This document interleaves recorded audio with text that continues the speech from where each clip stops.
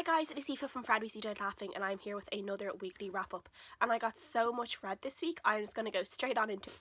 The first book I read this week was a book I got from NetGalley, and was The Silent Companions by Purcell. This is kind of like a gothic horror novel about a woman called Elsie who has recently become widowed. She's only been married a few months. She's also just recently found out she is pregnant. This is set around the 1800s, I think, and she, when her husband dies, she moves to his family's country estate. Basically, as soon as she arrives, everything feels just off and feels a bit creepy. She's hearing weird noises, and then they find these wooden kind of almost figures in the attic, and they were called companions, and they take a couple of them down, and then they kind of start appearing in all these weird places, as if people have moved them, and they haven't. They just start appearing everywhere.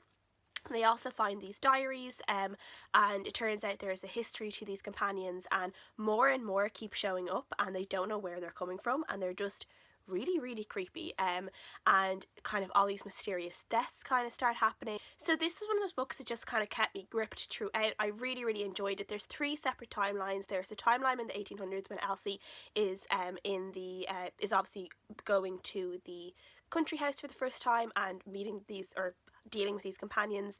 There is a future timeline where Elsie appears to be in a mental asylum, and she's kind of telling the story in a way of everything that happened. So we all know that it ended kind of, whatever happened ended very badly, and then we're also getting the timeline of the diary entries, which is around the 1600s, and we're finding out about how these companions arrived into the house, the family that lived there, there's almost this demonic presence almost in that house at the time, and we're finding out how this is linked to the companions. Definitely made me feel really creeped out at times, because it's almost like a doll horror story, except they're not dolls, and I don't know, I just felt super creeped out while reading it. I did have some trouble with sometimes the timelines would change a little bit, and I don't know whether it was just the format that I was reading it on, because I had a NetGalley edition on my Kindle. It could have been because of that maybe it wasn't right, maybe it's not like that in the finished version, but there were times where the timeline would switch and I wouldn't actually quite realise there are a few paragraphs, and then I would get really confused, and I'd have to kind of just regroup a little bit.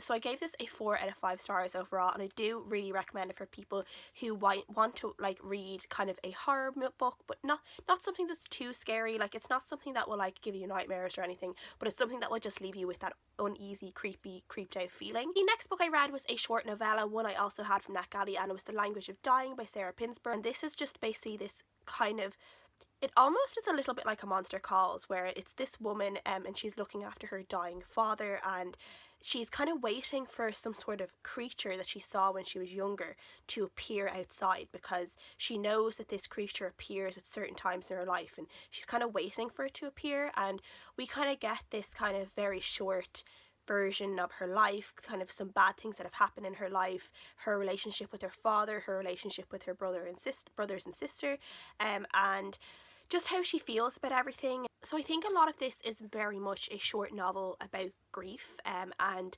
maybe letting people go and saying goodbye, and then there's also this kind of mythical element of this creature, and what is it, and is it going to appear. So there's a little bit of a Monster Calls feel to it, and I also feel like if people like Neil Gaiman's writing, they would really like this, and they would really like Sarah Pinsborough's writing, because she has a similar kind of feel, this kind of dark magical kind of feel to it, where you're not really getting all the answers. So I gave this a 4. I gave it a 4 out of 5 stars, though now I don't know, probably more of a 3.5 out of 5 stars, but it was really good, and I do recommend it for people who are maybe looking for something short and a bit dark. The next book I read was one of my TBR jar picks from a couple of months ago, when I did my TBR jar pick video, and which I'm trying to catch up on by the end of the year, and it was Scarlet by AC Gaughren, and this is a kind of Robin Hood retelling, kind of a different version of Robin Hood, where Robin Hood has this companion, kind of his right hand man in a way, called Will Scarlet, except Will Scarlet isn't actually a man, it is a woman in disguise. I really enjoyed this. I wasn't expecting to enjoy this so much, and I did really like it. There were some things that I think if anyone loves Robin Hood, I love Robin Hood, and if anyone loves Robin Hood, they would definitely enjoy this book. I definitely just liked the whole, how she kind of pulled off the disguise as a man, and it was just full of adventure and fun, and it was really, really fast paced. I read the first 2 books. This is a trilogy, and I read the first 2 books in like the space of 2 days, because I could read each one in a day. They were just so fast and quick to read. And so I guess if people are maybe looking for some fast paced books to read by the end of the year for their reading goals, I would recommend these books, because they're also not that long. I think they're only about maybe 300 pages, though I did have them on Kindle, so I'm not 100% sure, but they're not very long books. There were a couple of things in Scarlet though that just niggled me a little bit, so I did kind of drop my rating to a like 4 stars, 3.5 to 4 stars, rather than a like really, really strong 4 stars. I feel like maybe Scarlet should come with a slight trigger warning for anyone who is or has suffered from an eating disorder or is triggered by weird eating in books, because there's, particularly at the start of the book, there's all this emphasis on the fact that she doesn't really seem to eat in front of people. She seems to have anxiety when it comes to eating, and whatever is happening kind of in her life affects the way she eats, and you know, she can't seem to like, and everyone is kind of hassling her to eat and she doesn't eat, and I don't really know, like, it's not like there's nothing ever expressed that she does have an eating disorder, and that whole kind of thing is forgotten in the second half of the book and doesn't seem to appear really at all in the second book. So I just kind of felt like maybe I should just put a warning on this, just in case anyone who is watching this video could have triggers like that this could affect them in that way. Also in this book, Scarlet is obviously a fighter. She's with Robin Hood, and she has to do a lot of like knife fighting. She's really skilled at knife throwing. She's also very skilled at fighting, like flips and stuff like that, and none of that is explained. Like, we know she's running from something, we know she has a past, but when all that is revealed, the way that she is able to conduct herself when she's with Robin Hood doesn't quite explain the skills she has, and I feel like there is something missing there. Like, I don't know, it doesn't quite add up, and I'm like, okay, but I would really like to know like how you knew how to throw these knives and how you figured out how to fight, and you know, like, because Robin Hood I don't think taught her that. Like, it's not mentioned that Robin Hood taught her that, so I don't know, I just would have liked a little bit more there. The second book, Lady Thief, I also really, really enjoyed. We got a lot more of Guy of Gisborne in this, and I don't know if anyone has ever watched the BBC show for Robin Hood, but the Guy Gisborne is in that, and he's a villain, but he's also really, really handsome. So Guy Gisborne in this for me was also very, very handsome, because I kept picturing him.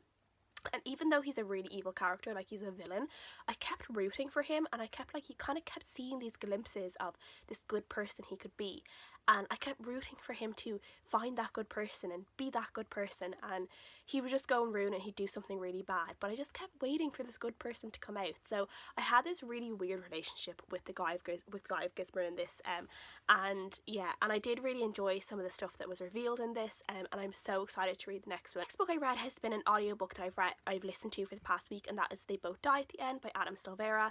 Most people know about this. It's been kind of a hyped book for the last while, but it is about these 2 boys who both get this call on the same day to say that they are going to die that day, because there is, in this world that they are living in, this kind of alternative world, there is this system that's able to know when people are going to die, and is able to alert people that they're going to die within the next 24 hours, so they can kind of maybe put their affairs in order and live their last day to the fullest kind of thing.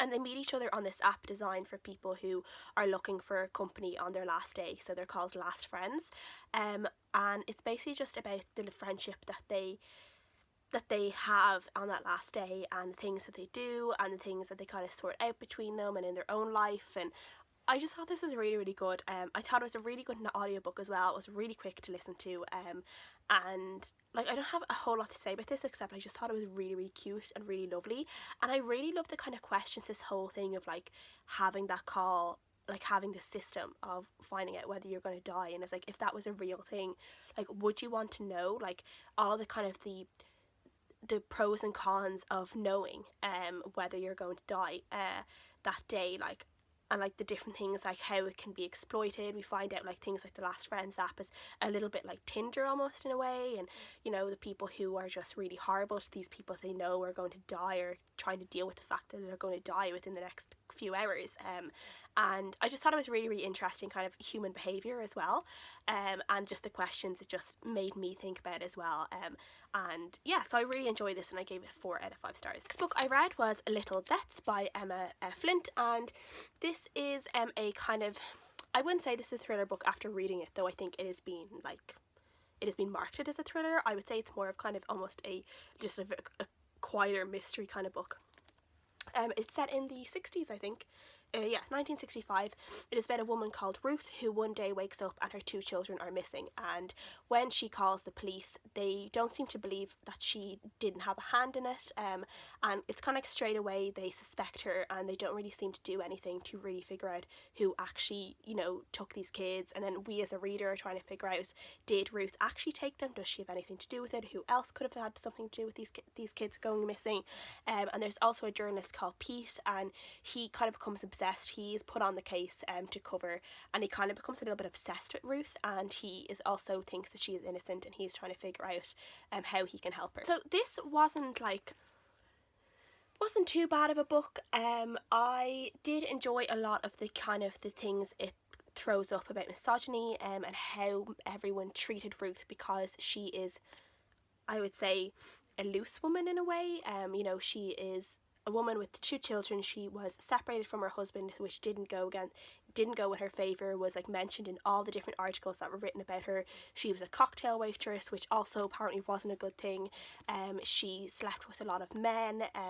She wore very, tight clothes that were maybe a little bit revealing. She wore a lot of makeup, and all of this was kind of put in away by the police and by the press to make her out to be a really, really bad person. Some of the stuff that was done in this was really, really clever, but also serves to be really infuriating as a reader, because you're seeing how she's been treated, and it's so annoying. And I've never wanted Annalise Keating to just like show up and like defend her, be her lawyer, and get her off like all the charges, because she needed someone like Annalise Keating, to be quite honest, in this. And this is also based on a true story, which is very interesting. I did have some problems in this with Pete, the journalist, and just how possessive and obsessed he got over Ruth, and it made me feel really, really uneasy, and I just didn't really like it. He obviously got too close to the story, became biased as someone in the media, and I just didn't like at first I liked him, and then as the more the story went on, I was kind of like, okay, Pete, like, you need to back off a little bit. Like,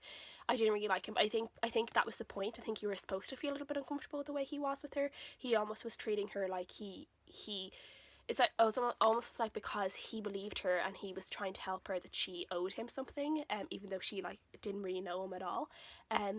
So I think I did give this a 4 out of 5 stars. I think I might drop it down to a 3.5 out of 5 stars, thinking about it a bit more. But overall, I did quite enjoy it. I do recommend it, but I wouldn't tell people to go into this looking for like a massive thrill, because it's not a thriller at all. So yeah. And the book I'm currently reading, I'm like 80% through, so I'll be finished it by tonight, is The Isle of the Lost by Melissa de la Cruz. This is also a book for my TBR jar picks. So Isle of the Lost is like a Disney themed, it's published by Disney Hyperion, and it is about how all these Disney villains are trapped on this one island, and all the normal fairy tale characters, they live in this beautiful world called Auradon, and we are kind of following the teenagers of all the villains, and they go on this quest to try and see if they can break out of this island that they're on, and if they can get magic back, because magic is obviously banned on this island, and basically, take over the world and be evil just like their parents. But they're kind of figuring out that maybe being good isn't too bad. So far I'm really, really enjoying this. I love all the characters, I love how they look, I love their descriptions, I love the build up of the world of the island. I think that's really, really good, and there was a good build up of how they live and all the different things they're doing on this island, kind of everyday life, and I just really, really enjoyed that. And I also really love the fact that like this isn't just one of those like fairy tale kind of books where you're only getting like Cinderella and Snow White and Rapunzel and Sleeping Beauty. You're getting all the Disney characters. Like, there's mentions of Mulan and Li Shang, there's Captain Hook, there is like the goblins who helped out Maleficent, like they're mentioned. There are the step granddaughters of Cinderella's stepmother that are there. Like, everyone is there, and I just really, really enjoy that. Everyone is mentioned, and I love it. So I think this is going to be a 4 out of 5 stars at the moment. Like, I do only have 20% left, but I'm pretty sure it'll be a 4 out of 5 stars. Like, I'm really, really enjoying it. So that is my reading wrap up. I got so much read this week. This is such a long wrap up, I'm sorry. So please let me know what you guys think down below, and I'll see you guys again next time.